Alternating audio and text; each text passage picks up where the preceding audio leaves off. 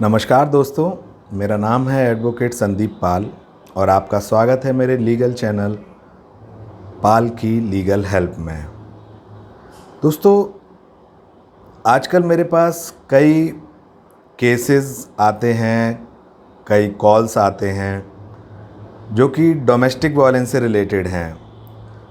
और जैसा कि मैं हमेशा करता हूँ, अपनी बात किसी कहानी से शुरू करता हूँ, तो आज भी मैं वो बात अपनी कहानी से ही शुरू करूँगा ताकि आपको आसानी से समझ में आ जाए। एक लड़का और एक लड़की दोनों की शादी होती है। अरेंज मैरिज होती है ऑब्वियसली, क्योंकि मेरे पास जो केसेस हैं उनमें majority of cases arrange marriage के हैं। अरेंज मैरिज में शादी के बाद या तो फर्स्ट नाइट के दिन या उसके 1-2 दिन बाद लड़का या लड़की कोई भी एक दूसरे से बातचीत शुरू करते हैं और कहते हैं कि देखिए, हमारे पास्ट में जो कुछ भी रहा वो सब कुछ भुला के हमें एक नई शुरुआत करनी है, हमें अपनी ज़िंदगी नए सिरे से शुरू करनी है। तो अगर आपके पास्ट में कुछ भी ऐसा रहा हो जो कि आपको परेशान करता हो या जो भविष्य में आके हमें कभी परेशानी दे सकता है, तो क्यों ना उन सारी बातों को हम आज ही साफ़ कर दें, आज ही क्लियर कर दें, ताकि भविष्य में हमें किसी भी तरीके की कोई परेशानी ना हो। ये दोनों बातें दोनों तरफ से होती हैं कि चीज़ अपने पास्ट को एक दूसरे के साथ शेयर कर दिया जाए ताकि भविष्य में किसी तरीके की प्रॉब्लम ना हो। लड़का बताता है कि हाँ, मेरे पास्ट में एक गर्लफ्रेंड थी, उसके साथ ये हुआ वो हुआ, ड्यू टू एनी रीज़न मेरी उससे शादी नहीं हो पाई। यहाँ तक तो ठीक है।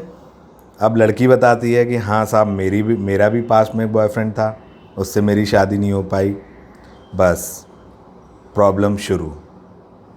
अब लड़का पूछेगा कि अच्छा, तुम्हारा था तो वो किस हद तक था, क्या आप लोग फिज़िकल हुए कि नहीं हुए।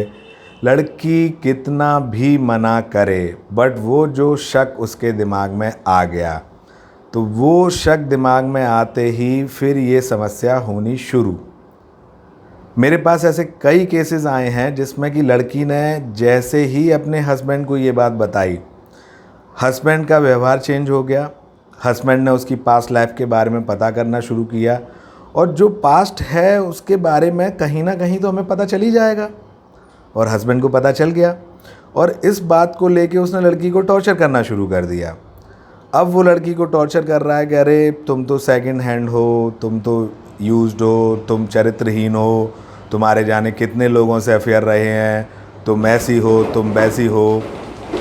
इन सब चीज़ों को लेके जब मनमुटाव होते हैं दोनों के बीच में, तो लड़की बोलती है कि यार, तुमने भी तो मुझे बताया था, तो मैंने तो नहीं तुम्हें टॉर्चर किया कि तुमने क्या किया क्या नहीं किया, अब तुम मुझे क्यों टॉर्चर कर रहे हो। लेकिन ये बात यहाँ शुरू नहीं होती, यहाँ से बढ़ती जाती है, बढ़ती जाती है, बढ़ती जाती है। अब कई ऐसी लड़कियाँ हैं जिनके पति के पास कुछ कॉल्स की रिकॉर्डिंग है, कुछ फ़ोटोज़ हैं उनके जो पत्नी है उसके एक्स बॉयफ्रेंड के साथ, और फिर वो उनको धमकी देते हैं। वो उनको बोलते हैं कि आप मुझे छोड़िए और जिससे शादी करनी उससे शादी कीजिए, आपको मैं अपने पास नहीं रखूँगा, क्योंकि मैं आपके साथ, आप किसी और की हो, आप उसी और के पास जाइए। और यहाँ से लड़की का टॉर्चर होना चालू हो जाता है। अब मेरे पास कॉल्स आते हैं जिसमें कि लड़कियाँ बोलती हैं कि सर, उसके पास हमारी रिकॉर्डिंग है, सर उसके पास फ़ोटो है, सर उसके पास कुछ लेटर हैं सबूत के तौर पर, तो सर ऐसा ना हो कि मेरा भविष्य बर्बाद हो जाए, वो मुझे तलाक दे दे, वो मुझे छोड़ दे।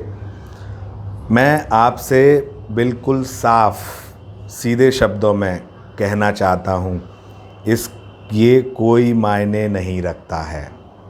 इन चीज़ों का शादी से पहले आपने क्या किया, क्यों किया, किसके साथ किया, इनसे आपको कानून की नज़रों में चरित्रहीन साबित नहीं किया जा सकता है। शादी के बाद आपने अगर गलत किया है वो भी आप कॉम्प्रोमाइजिंग पोजीशन में हैं, सर्कमस्टेंसेस वेरी करती हैं, उन सर्कमस्टेंसेस के आधार पे कोर्ट डिसाइड करती है कि आप चरित्रहीन हैं कि नहीं हैं। शादी से पहले आपके किए हुए कृत्यों के आधार पर आपको चरित्रहीन नहीं ठहराया जा सकता है कानून की नज़रों में। मैं आपसे फिर कह रहा हूँ, अगर आपका पति आपको टॉर्चर कर रहा है इस बात को लेकर कि मेरे पास आपके खिलाफ़ सबूत हैं, तो घबराने की ज़रूरत नहीं है। शादी से पहले के किए हुए कृत्यों से कोई वो नहीं है, और कोर्ट की कानून की नज़रों में आपको चरित्रहीन ऐसे नहीं साबित किया जा सकता है। सिर्फ फ़ोन पे बात करने से आप चरित्रहीन नहीं हो जाएंगी। शादी से पहले आपका अफेयर होने से आप चरित्रहीन नहीं हो जाएंगी। तो मेरी बात को आप खूब ध्यान से अपने मन के अंदर बिठा लीजिए।